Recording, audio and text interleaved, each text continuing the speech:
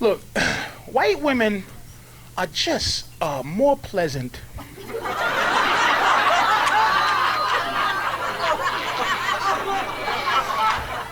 On the front end. Just straight up, out the box.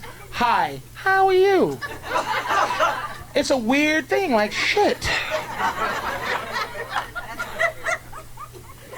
You say hi to a black woman, she'll call you a faggot in your face. Hi, how you doing? How you doing? What's that old faggot ass shit? You ain't gonna get no pussy like that saying hi, nigga. Pussy ass nigga, hello. What's that for? I'm gonna take my pants off now, nigga. What's cracking, people? It's your man, Cousin T, aka the Alpha Wingman, representing high-level technicians, operating globally and beyond. Of course, the clip that you just heard was from the incomparable Patrice O'Neal, rest in peace.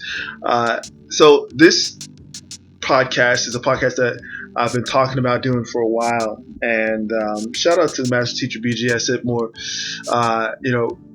A lot of presentations that are hosted by the Field Master Ron Wills. After the initial presentation, we get into commentary, and for the past few sessions, we've been going into a lot of personal experiences and a lot of experiences that we discuss with our coaching clients and just people in general. And the subject of what I call, feminist foreplay, but BGS refers to it as Klingon mating strategies, affectionately, right? Affectionately. When men from different spaces get together and discuss the same thing in the same way, and we get the same results from a variety of sample sizes, it's pretty obvious that it is a thing, okay? And when we look at this sort of social phenomena of the mating strategies of black women in America, it's clear, it is crystal clear that there are a lot of similarities and generalities across the board. Now, good, bad, right, wrong, hate it or love it, it is what it is. And in spaces like these, we observe and we discuss what we observe. And so these observations are what we use to synthesize our philosophies, right? And just make an overall observation about how to move. And in the space of game, whether you are a relationship coach, whether you're a dating coach, or like myself, a seduction coach, it is essential that we make these observations and the results of our synthesis and our discussions with other teachers available to the men that we coach and to the forums that the collective contributes to. And so before I go any further, I want to present a couple other features to this particular subject that I found interesting and hilarious. So I'll post these and I'll come back on the other side. Hey, yo, Ma, what's your name? Bicho? Bicho? Yeah, I'm gonna beat your ass if you don't get away from me. Damn! Wait, the beat is gone!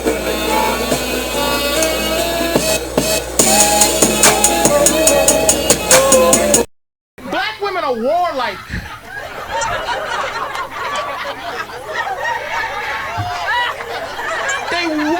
I have a black mother, man. My mother is war. Like, she's not happy unless there's some confusion. If there's confusion getting ready to happen, she gets excited. You catch what you know how to hunt. I know how to hunt black women, man. It's a skill to hunt an aggressive creature, man. You can catch a white bitch with some fruits and nuts in your hand. Black bitch gotta come with a stick at the bus stop. You couldn't straighten your motherfucking wig this morning, bitch?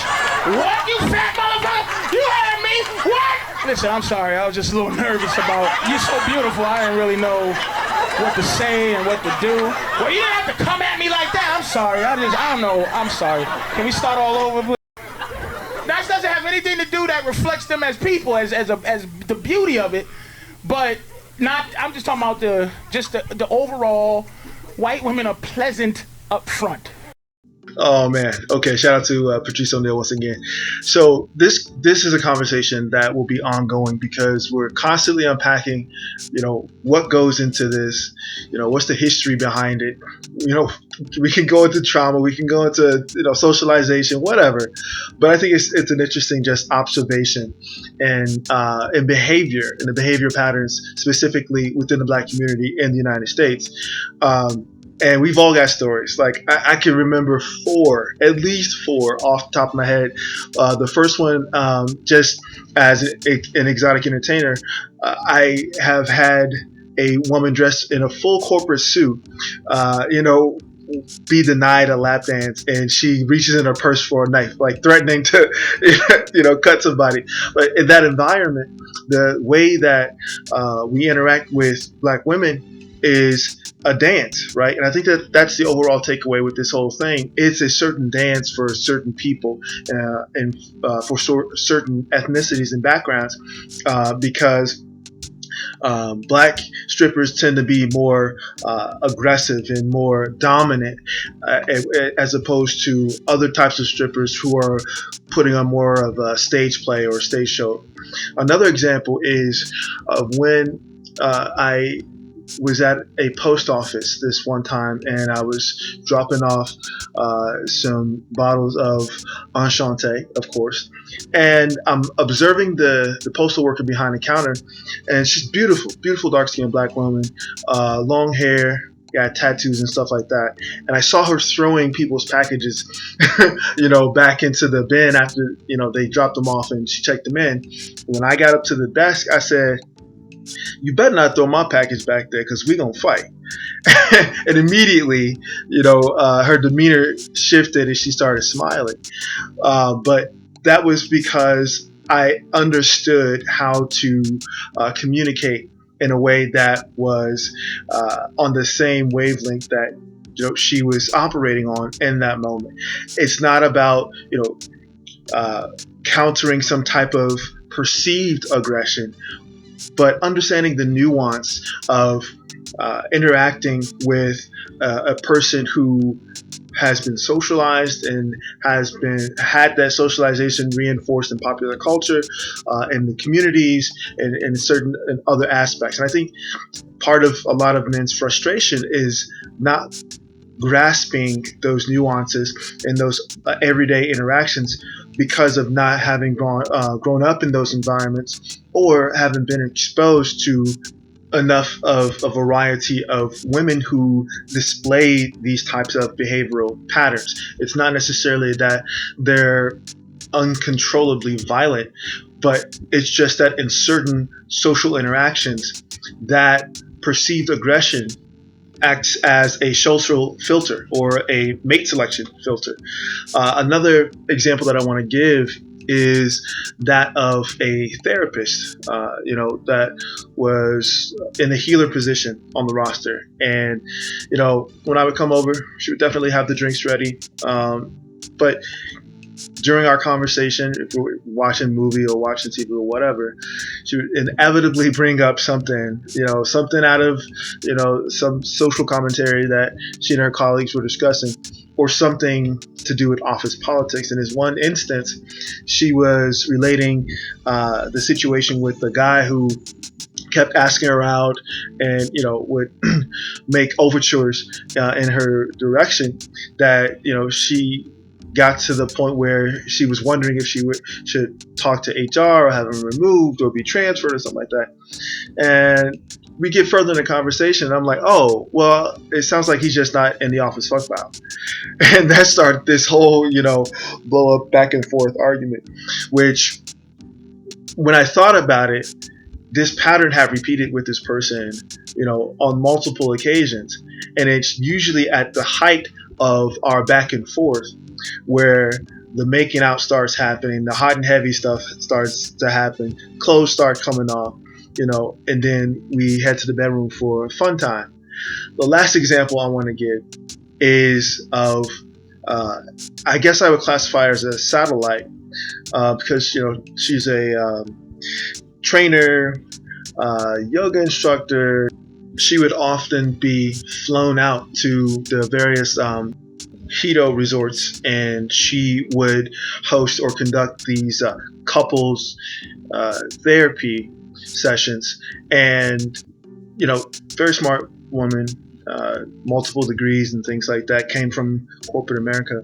And when I would be over visiting, first thing that she would do as soon as I hit the door is start putting things on the stove. Now, she's from the continent, West Africa, and so she would start preparing traditional meals, even though she's very much so Americanized. Long story short, she too would bring up various aspects of society or something that she picked from the news. And I remember distinctly this one example of when Serena was arguing with the line judge, and she was getting penalized and things like that, and it was back and forth. It was like, okay, is this ladylike, blah blah blah blah blah. So we went back and forth on this particular topic, and I didn't back down from my position.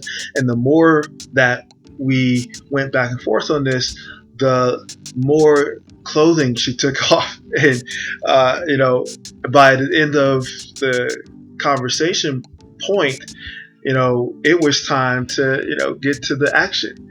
And I was like, there's a pattern here too. Two completely different people from two different continents, two different backgrounds, two different lifestyles, varying ranges of education, socioeconomic backgrounds across all of these examples, but the same result.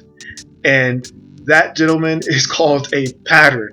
All right. And I know that there's so much more that could go into the analysis of just those 4 instances, but I just want to summarize this by saying there is definitely a mating strategy that has Black women in America in particular putting this particular behavior on display. It's almost like a dance, and the expectation for anyone, in particular Black men, who desires to engage with them, match or go beyond that energy to bring them into his space, into his energy. I talk about this, of course, in the Seduction scriptures and the section that discusses the language of women.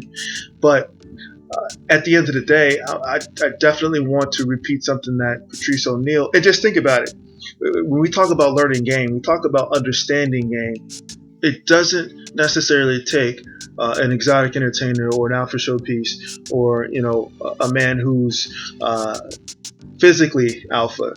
Shout out to the House of Technicians, where we know that there are 3 different types. There's a physical alpha, there is a social alpha, and there's a sexual alpha. I think a lot of guys get those 3 mixed up in these spaces. We'll discuss that more in another podcast. But at the end of the day, Patrice O'Neal was clearly not an exotic entertainer. But what he mentioned in terms of understanding his target was essential. In these examples that I gave, understand your target that you desire to acquire, observe and appreciate, at the end of the day, again, like Patrice O'Neal said, the beauty of it. It's not an affront to your masculinity per se. It's not some uncontrollable pathology. At the end of the day, gentlemen, these displays that are particular to the Black American woman is truly a love language. Let me know what your thoughts are down below in the comment section. What did we get wrong? What could we have changed? What is this ever-evolving conversation leading to? I'd like to hear your thoughts. Select men, pre-select men, non-select men. Like, comment, share, and subscribe. And as always, this is your man, Cousin T, aka the Alpha Wingman, saying, stay sharp, and mission focused. Later.